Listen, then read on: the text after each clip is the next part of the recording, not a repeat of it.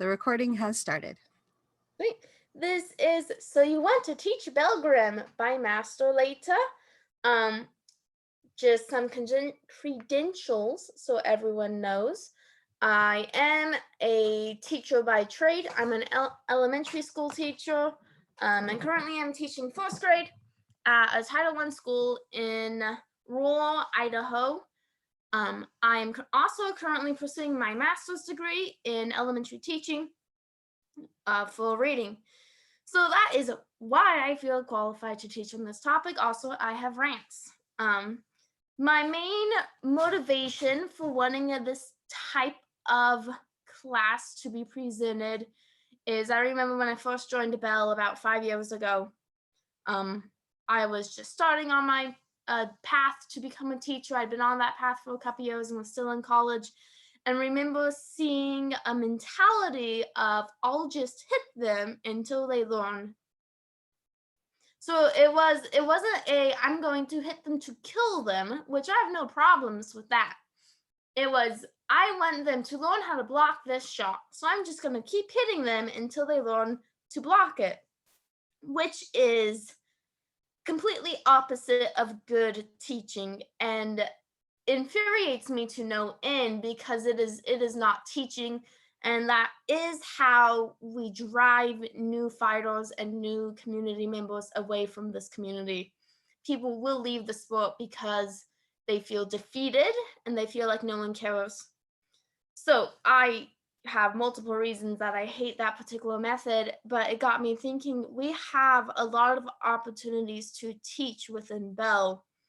And just some of the 3 that I came up with earlier today when I was thinking about teaching this class was we have our new people spiel that we give at like Renaissance fairs or first time at the practice. You got your new people spiel. And then you also have a structured class. So those 2 different types of structured classes that you might be asked to teach at some point. There's the one-time structured class, like we see at events such as BFTR or Chaos Wars or any other event where you get approached and go, hey, would you be willing to teach XYZ? And you either say yes or no, and then you go and you teach it. And then there's a structured repeated class. What I mean by this is a realm that intentionally develops almost like a curriculum for, it's most often seen for newer fighters. They'll do a new person class, and every week for like 15 to 20 minutes, they will have a new person class, and there will be an instructor, maybe the same one, or maybe a rotating instructors for that class every single week. And then we have a student-teacher relationship teaching that is seen in apprenticeships or squireships, or maybe even less official without any titles involved, just someone who approaches someone and says, hey, will you be my go-to person for teaching me how to do this fighting thing or how to do this crafting thing? And then that is a different style of teaching. But no matter what structure of teaching, whether it's a new person spiel, that they only get once or twice, or if it's a structured class, or if it's a more long-term teacher-student relationship that's more personalized and individualized. However that goes, those are some basic components of what goes into being a good teacher. One of them that I'm going to lead with is empathy. The best teachers, no matter the grade level, content area, have empathy towards the students. They care about those students, and they want to help their students. So if the student is having a challenging time understanding a concept, the teacher's response is not, man, you're so dumb, why can't you just get this? But it is, I see you having a hard time. Walk me through what's happening so that I can help you. And that should always be the goal whenever you're teaching someone, even if it's teaching the new person the rules of the game. The goal should be so that they will have understanding and be able to apply the concept you're teaching. And step 1 is to have that empathy, to build that relationship. Without a relationship, there is no learning that can happen. let me rephrase, without a positive relationship, there is no beneficial learning that could happen. But that being said, there are some key concepts to keep whenever you are teaching someone. One of them would be to limit your lesson concepts. So if you got a new person and you're like, oh my goodness, I'm so glad you came to Bell Golf practice. Let me teach you how to play this game. First, here's 10,000 rules to remember, because it feels like that when you're new. Now, in addition to giving them, even if it's just the basic rules, so still like 20, then maybe in addition, you're like, oh, and by the way, here's a good way to hold the weapon, and here's a good way to do your first swings, and here's a trick so that you can communicate easier. Those are all good things. But that's so much information, they can't retain it or remember it all. And what will happen is they'll shut down and they won't remember anything. There's been studies done that the brain can only hold 7 pieces of information in its working memory. So when we're giving information to our students, we need to keep that in mind of what 7 pieces of information in the working memory do I want them to hold. Do I want them to remember that you can't hit people in the head, that two limbs and you're dead, that if your knee's on the ground, it's a dead leg, but if both knees are on the ground, that's a separate piece of information. If both knees are on the ground, they're both considered live targets. Do I want them to remember that there's no such thing as a dead arm? Do I want them to remember that hand shots don't count? Do I want them to try and keep in mind not to hit people with the flat of the blade? Do I want them to keep in concepts the difference between a graze and a guard? Do I want them to teach them the sufficient force? Do I want them to remember the distinction between a shoulder and an arm? Do I want them, I'm on 11 now, to know what counts as the torso shot and that that's a death shot? 12, do I want them to remember what it looks like to be dead? 13, do I want them to remember what you call when you're dead? That's 13 pieces of information that are just the basic rules of our sport. So if you get someone who starts adding other things in there, like, oh, and if someone's wearing armor, it means this, and a red weapon does this, and here's a really good way to hold your sword, and here's another really good way to do some power generation, what, like 15 points. So as a teacher, especially when we're teaching new people, limit the most important things. In my spiel, I basically go, headshots don't count, 2 limbs is death, knee down on ground means it's a dead knee, body shot is death. And that's about the 4 things. Oh, and don't stab with your weapon that you will be using today. And hand doesn't count. So that's 6 things. And I try and limit it to those 6 things of pieces of information for new people. Now, if I'm giving a concept to someone who's been in the sport for a little bit, what I actually do is I break down even less. So if I'm teaching someone who's been in the sport, they have the rules down, that's now an automatic knowledge they can just play with. Maybe I want to teach them about power generation. That's all I'm going to talk about is power generation for the next whatever lesson with them. I will not talk about footwork. I will not talk about field awareness. I will talk about power generation, because even within power generation, we break it down and you have different pieces of information to keep in mind, because you have to keep in mind, well, what motion is my hip and my shoulders doing? Am I swinging with just my arm, or am I bringing my whole body into it? Plus additional information of, direction of hand being held and all the basic rules. So even there, we just had 4 pieces of information, and I don't know that much about power generation, so I'm sure if I knew more, I could have added in more. But the whole point of that spiel that I just gave you was to limit your concept that you're specifically teaching. If I'm doing a non-fighting related concept, maybe I'm teaching them how to embroider.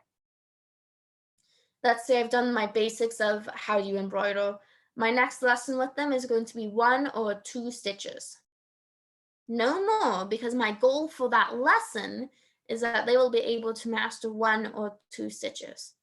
And those stitches will have concepts that take up more than just one slot in your working memory, because they will involve, how do I hold the fabric? How do I position the needle? What tension do I put on my thread? That's 3 pieces of information for 1 stitch. And that one that I was thinking of in my brain is a fairly basic stitch. I was thinking of the stitch that I like to do. Chain stitch. The chain stitch. So when you're drafting a lesson, think of one thing you want to talk about and limit it. You can always do a second lesson on a different concept. And then once you have that one item you want to talk about, those are different steps that a good lesson goes through. And you can do this whether it's a Renaissance fair spiel, a structured class, or an apprenticeship or a squireship. You can always walk through these steps. And they are, and I'll list them, and then I'll go back and talk about them in greater detail. The anticipatory set and setting a purpose, input, modeling, guided practice, checking for understanding, and independent practice. And those are 6 different steps that you walk through when you're teaching a lesson. So the first one is the anticipatory set. So anticipatory set means to grab someone's attention and to let them know why this is important. We do this all the time at Renaissance fairs. Hey, you want a sword fight? Oh, yeah, I want a sword fight. That sounds really cool. Cool. If you want to sword fight, here are some rules you have to follow so you stay safe. Why do I have to follow these rules? Oh, so that I stay safe. Okay, I should probably pay attention to these rules. And excuse me if I sound slightly like I'm teaching first graders. That is what I do for a living. I try not to do it all the time, but let me just call me out if I talk to you like you're 6. So after you grab their attention and you say why it's important. So a non-new person example. Would you like to learn proper body mechanics so you don't hurt yourself? I would love to not have long-lasting pain in my limbs. That sounds fantastic. A crafting focused one. Would you like to learn the satin stitch so you can do really pretty appliques? Ooh, I love how appliques look. That sounds cool. So that's anticipatory set combined with why this is important. Even everyone from the 2-year-old who's always asking why, up through the non-in-traditional grade level adults want to know why they have to learn something. So if you answer the why, they will pay more attention and gain more from the class. So after our anticipatory set, we have input. Input means telling. So the first step in a lesson is to tell someone what it is. So in a newbie lesson, this is the rules of how you play this game, Those are a few rules we have to keep in mind. Rule number 1, do not hit people in the head.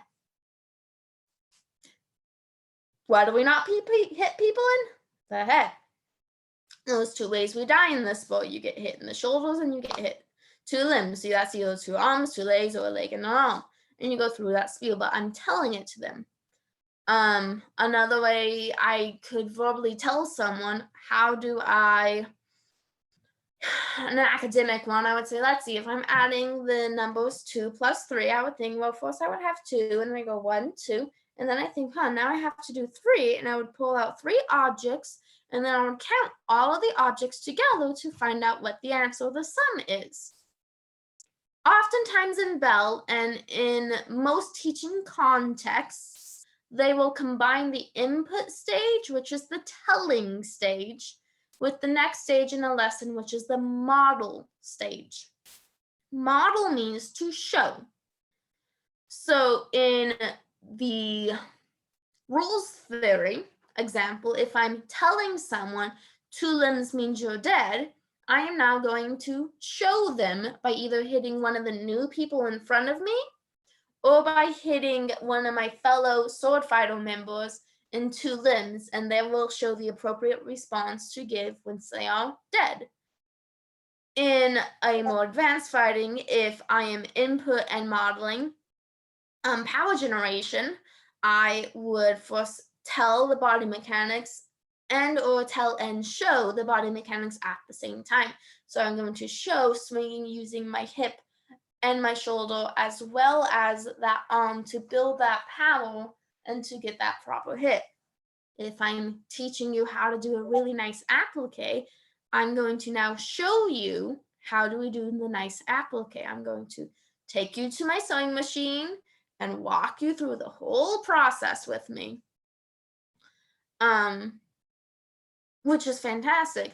So we tell and then we show.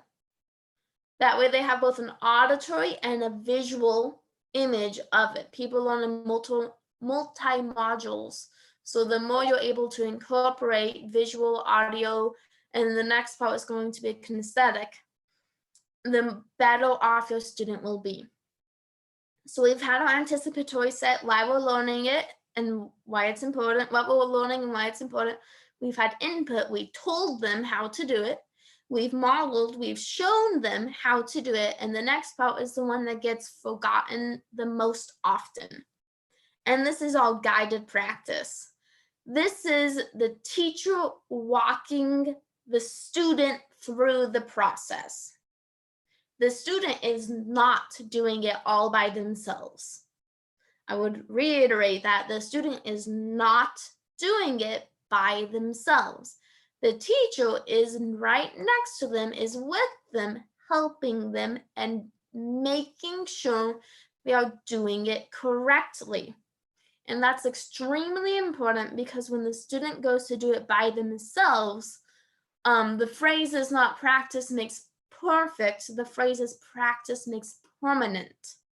So how your student practices what they're doing will be how they do it, not forever, because they could always change it, but that will be how the body starts to remember it because as I was talking about before my class began, those neural pathways that build when we're learning to read are the same neural pathways that build whenever we begin to do something either with our bodies or the way we're thinking. That's why it's so hard to change self-depreciating behaviors because that habit has been built. We've walked that pathway so often in our brain that it's a trench deep, and now we have to start building a new road.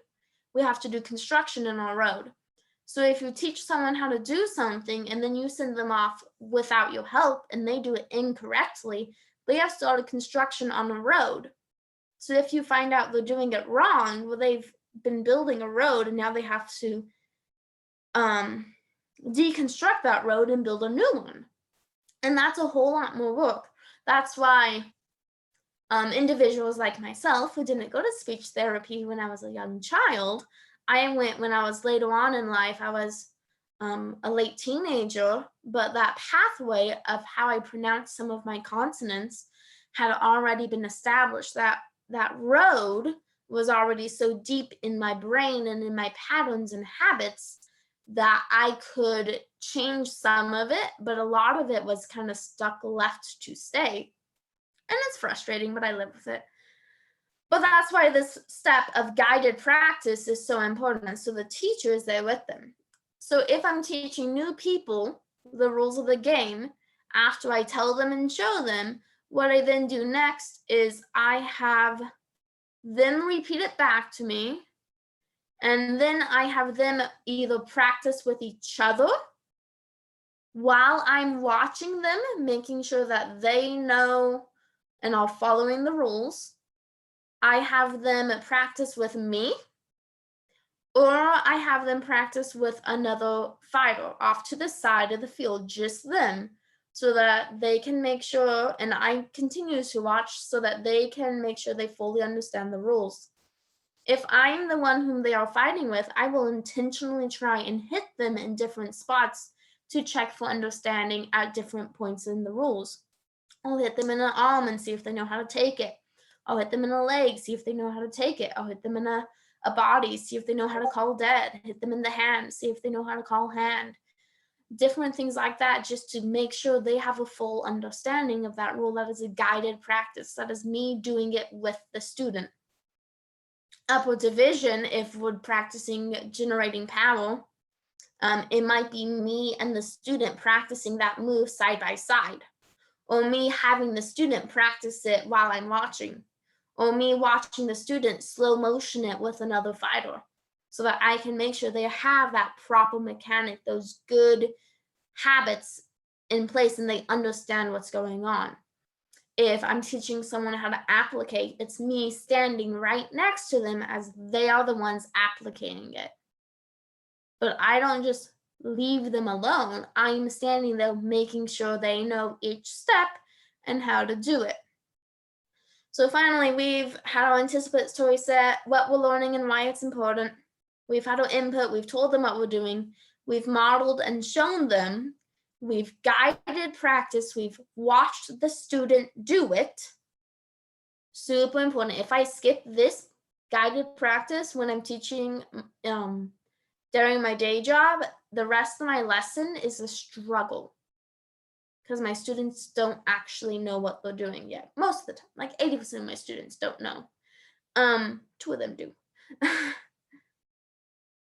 But if I make this a priority, even if I'm running late on time, and I walk with my students through a concept and make them do it as I'm watching them do it and walking with them, then the next step, which is independent practice, will be easier and more fluid. Independent practice is now the student is doing it by themselves. So this is when you send the new fighters on the field to actually fight. This is when you send the person you're teaching power mechanics to back onto the field or back into a sparring session to actually fight. This is when you send that sewing student who was appliquing back to their sewing machine to do their own applique. And this is the student doing it by themselves. And these 5 pieces can be gone back to at any point. So if like guided practice and you realize that, oh, they don't actually understand the proper way to hold the weapon, then you can walk back to the input in the modeling stage and say, hey, let me show you again how we do it. Now let me see you do it again. If we're doing independent practice and you go, oh no, they're doing it all wrong, you can call them back and say, hey, come back and let's do it together a few more times. Let's really make sure you have an understanding of how this goes. And there's another step in here that really should be between each of these stages, and it's called check for understanding. And that's a fairly self-explanatory concept where you make sure that your student fully gets what you are teaching them. So this is when I'm teaching the rules, after each point in the rule, I stop and have them repeat it back to me. What are you not allowed to hit? The head. What happens if someone hits you in the arm? You put it behind your back. If I'm teaching body mechanics, say, you know what, how should I throw a shot? Oh, you should make sure you throw it using your full body and not just your wrist or not just your elbow. Oh, okay. Why should I do it that way? Well, because if you just use your elbow, you're going to get tennis elbow and you're going to have to wear a brace for the rest of your fighting life. Oh, that doesn't sound good. Oh man, could you tell me again what are the steps to doing an applique? Oh, you cut it out, you put the no fray, you do ironing, you do straight stitch, and then a side. Oh, those sound pretty good, yeah. So those are the processes, and you can always go back and forth between them if you find out that a student is lost in the middle of anticipatory set, input, modeling, guided practice, most important, independent practice, and of course, our checking for understanding throughout. I'm gonna pause. I'm gonna think for 2 minutes as I remember and take a drink of water. Now's a great time to jump in if you have any questions or clarification.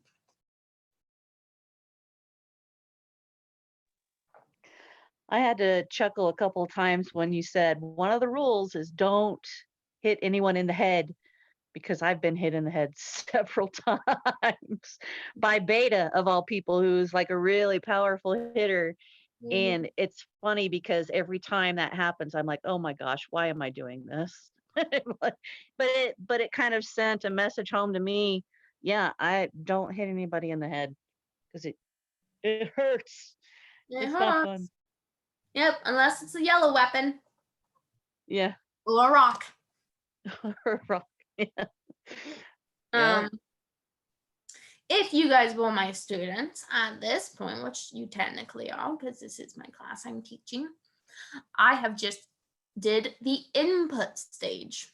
And I've done the anticipatory set. Why I care? Because we all teach at some point. In the input, I just told you everything, which is probably way too much because that was more than 7 points of information I gave you.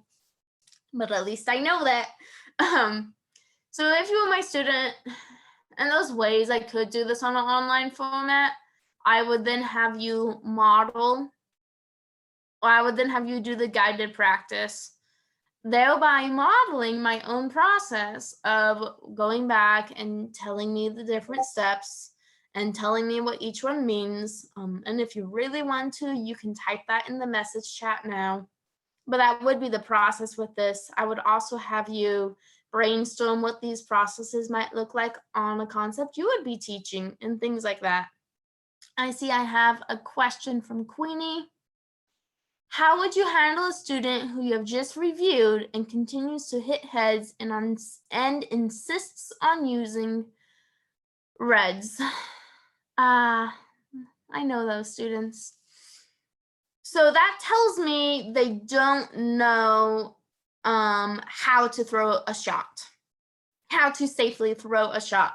So if I'm walking them through this process, the anticipatory set, I've told them why we can't hit people in the head if we're using a red or if we're using blue, why that's not okay. I've told them this is how we throw a shot using this weapon. I've shown them, I've modeled it to them. This is how we throw a shot with a red. We don't do this, we're doing this. I would then bring them back to that guided practice. I would bring them back to you, and this may not be your job. This may be, your job might be to tell the herald or the realm leader, hey, I've noticed so-and-so is consistently hitting people in the head. This is the data I've gathered. If we're in a classroom setting, I would have to say, in the last 3 fights, he's hit 7 people in the head using this weapon. Well, not in a classroom. Your own reader shouldn't really need data to talk to someone about unsafe use.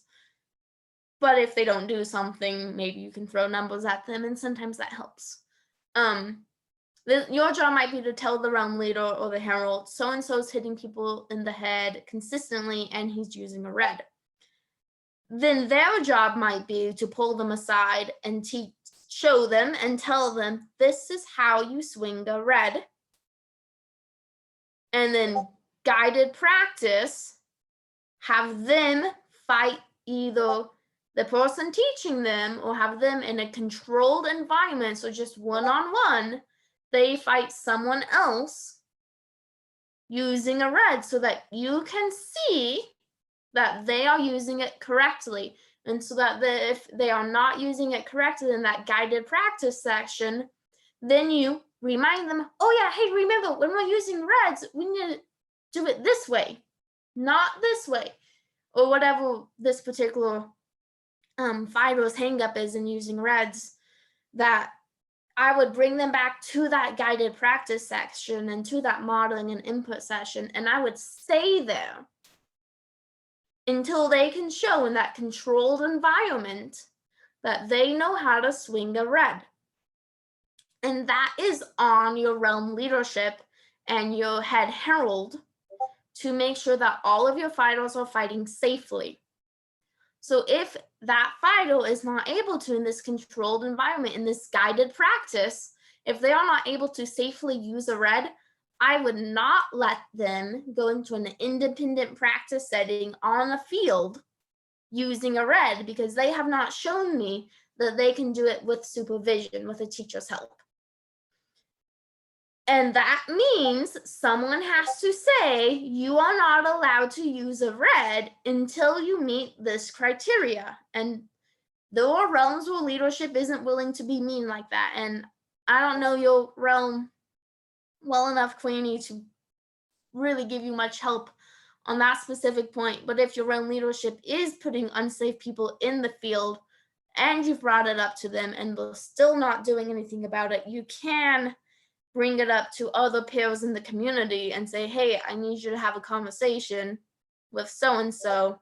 And we just had a conversation in the peerage meeting an hour earlier saying how we as parents need to be willing to call out all leaders in the sport and tell them to listen. So maybe something would happen. Hopefully it would. But that's what I would say. But, and this is my amendment, if you are going to tell someone you are not allowed to use a weapon until you can show me in a controlled environment with a teacher helping teach you that you know how to use it well, then you need to ensure that there will be someone on a very regular basis who will be willing to spend time with that individual and teach them and model and have them practice with that teacher on a regular basis so that they can gain that confidence and that knowledge on how to use a red correctly. Because if you tell someone you can't until you show us that you can, and then you never provide them an opportunity to learn how to do it, they will resent that. And we don't want that in realms. That's how realms fall apart and bad things happen. That's my rant on that. And then I do have some other concepts about teaching, and these stem from new gatherings I've been learning in my graduate studies. So up until now, that whole spiel is the basic format of a good lesson, and always bringing people back to that input model guided practice before you put them on the field. Some things that make up good lessons also, or a lesson can also have a different point. So we talked about how you would narrow it to a concept, but your concept can have a different point and a different level of challenge or difficulty.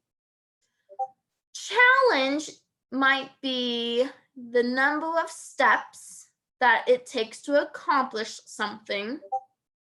So if I'm fighting a competent fighter who has good guard, step 1 would be to have them create an opening, and step 2 would be then to swing. That would be a 2-step. And then the type of thinking involved. This should be problem solving or just basic question and answer or things like that. Difficulty is the amount of time it takes and the amount of effort it takes. These may or may not be super relevant to Bell, but they may be super relevant if you teach a non-fighting based class. And I'm sure there's ways they apply in fighting too. One moment, I'm going to read Queenie's comment. Fight blue or red on sidelines. Yes, I agree with that. That would be the guided practice session of, hey, you can fight on a sideline with someone. If it's they don't know how to throw a shot, I personally, as a used to be a realm leader, would limit them to a blue and have them learn how to throw a shot with a blue, and then upgrade them to a red just because blues hurt less. And I've explained that thinking to them. We're keeping you to a blue for right now because they don't hurt as much if you throw an incorrect shot. We're having you practice with so-and-so on the sideline so that you can learn how to throw a good shot. Once you show us you can throw a good shot, we'll let you use a red. Yeah, and I would just be very explicit and tell them exactly this is the reasoning behind it, because they want to know why. They want to have that why question answered. But anyways, lessons will have different levels of challenge and different levels of difficulty. Every single lesson will have a combination of these. Sometimes it'll be high challenge, low difficulty. Sometimes it will be high difficulty, take a lot of time or hard work, but low challenge, meaning it's just the same thing over and over again. Sometimes it will be low and low. Sometimes it will be high and high. And the different combinations have different goals. So when it's a low challenge and a low difficulty, the goal is to build fluency. Fluency is fancy speak for automaticity. So being able to automatically do something. So when you have someone fighting single blue, for example, and only single blue, and they're doing it in a controlled environment, the goal might be to build fluency. If it's a newer fighter, it will be to build fluency in the rule set. They need to be able to automatically know that when they get hit by an arm, they put it behind their back. When they get hit by a leg, they either are calling out posts, if your realm encourages that, or going on a knee. They need to have that immediate recognition. In sewing, we want to build the fluency of finishing your seams. So you might have them do something really easy multiple times so that they build that fluency, the automatic thing of, oh man, I just sewed this seam, now I have to finish it. And that is just what I have to do right now. Or even building the fluency of just going zoom on a sewing machine and just being able to do that right away. And reading, it's the fluency of knowing that A says ah and being able to recognize it and know that right away. So if it's something's low challenge, easy thinking, easy steps, and low difficulty, we're building fluency, which you need at higher levels of thinking. If something is high difficulty, but low challenge, it takes a lot of time and hard work, but it's not very complicated, it is building stamina, the ability to continue even if something's hard. Fighters who fight need good stamina so that they know how to continue fighting even when they're tired. Crafters need the stamina of being able to continue to do the repetitive thing of tooling the repetitive motion. Strategic thinking is when something is low difficulty. It's not a lot of time, it's not a lot of hard work, but it's a high challenge. It takes a lot of steps. It takes a higher level of thinking. That's strategic thinking. So that might be, oh man, I'm a sword and border and I want to kill that spearman. How am I going to do that? Well, I'm going to, when they thrust the spear, I'm going to block with my shield and run up and hit them. That doesn't take a lot of time or effort, but it required, 3 steps, and it required problem-solving thinking. You couldn't just swing your sword and hit them because they were too far away to do that. So that's strategic thinking, a high challenge, low difficulty. Struggle is a good thing, and it requires high difficulty and high challenge. And we like when students struggle because when you struggle, you learn. You want to avoid frustration when they get upset and shut down, or when they get upset and throw a fit. You want to avoid a frustration, but you want them to struggle to not necessarily be able to do it right away. So struggle takes time and effort and is either several steps or a high level of thinking. To be at this point, they have to have fluency in the background knowledge of the concept you're teaching and stamina in that same concept you're teaching and be able to problem solve. You're taking all 4 things and putting them together. So struggle might be a top tier fighter even not a top tier fighter, but it might be someone in a tournament setting. And they have to have that fluency of the automatic rule recognition and how to throw a shot and how to block a shot. They have to have the stamina to continue fighting for a long time. They have to have the strategic thinking of how am I going to solve the person in front of me who's using this type of fighting set. It takes all three of those items, so it's a struggle. They have to think and put in effort and time.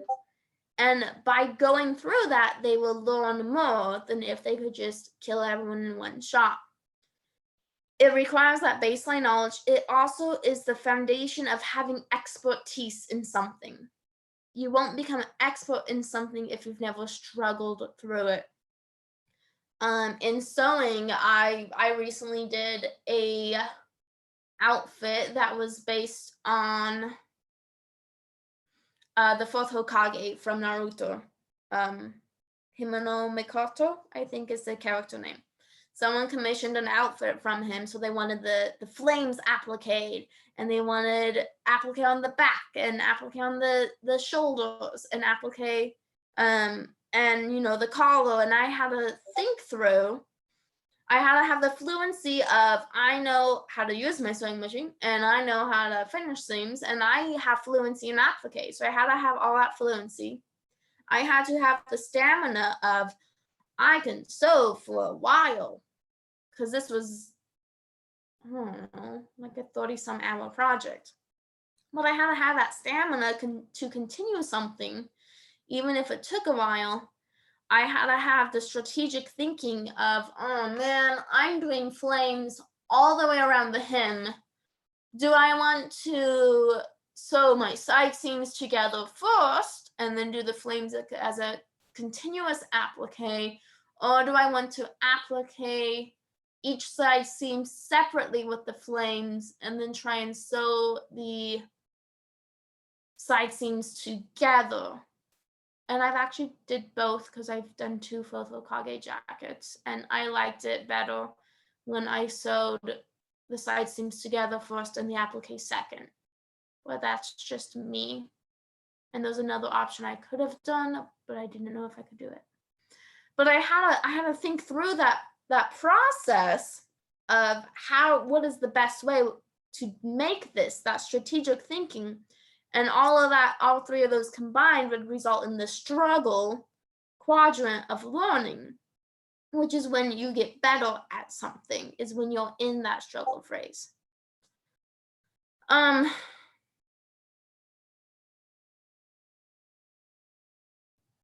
there's some other things that make for good teaching too, like don't tell the student the answer all the time. Sometimes let them think of it themselves. They're smart, they can do that.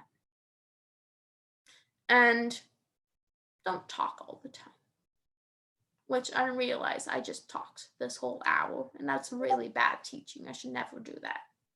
I should have had pauses and gave you guys time to talk to each other, but every other time I did that, no one talked. In previous lessons, I've taught online, so I like teaching in person. Anyways, in conclusion, we all have different times we might be called on to teach in Belgrade, either from teaching new people rules to structured classes, or eventually perhaps for some an apprenticeship and squireship relationship. Lessons should follow a specific format for good teaching, an anticipatory set where you tell someone what they're learning and why it's important, input where the teacher tells information, modeling where you show the information, guided practice where where the student does it while the teacher's watching, the most important part, and an independent practice where the student is able to go off and do it themselves. All teaching will focus on a combination of challenge and difficulty. Those different combinations will either be building fluency, stamina, strategic thinking, or creating productive struggle where the student will learn the most.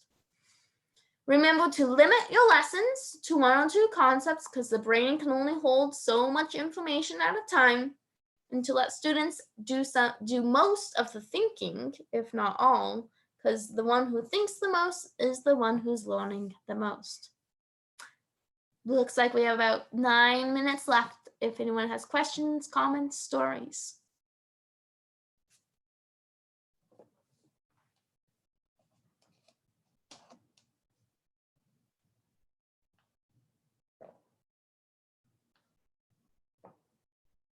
This is called wait time.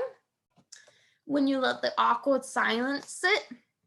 And in my classroom, I count from 8 down slowly so that all my students have time to think.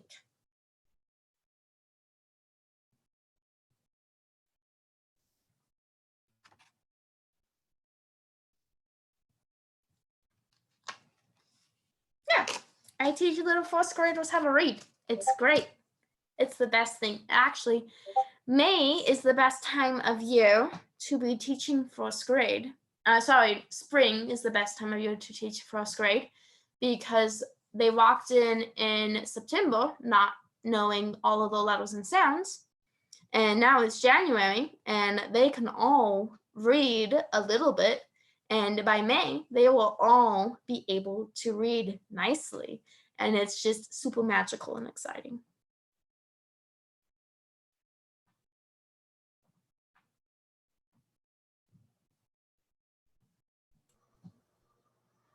Awesome.